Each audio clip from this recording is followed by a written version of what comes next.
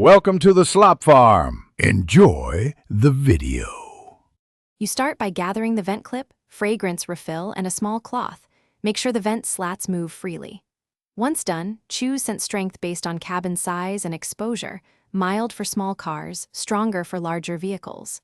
Now, with the engine off, open the refill package and snap it onto the clip. Make sure you hear a firm click. Place the clipped unit in your hand and get ready to mount it on the vent. Don't force anything.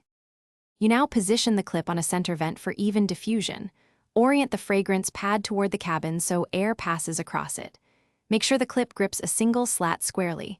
Once mounted, set the angle so airflow travels across the pad, not away from it. Avoid mounting behind phone mounts or close to direct sun, which can degrade scent.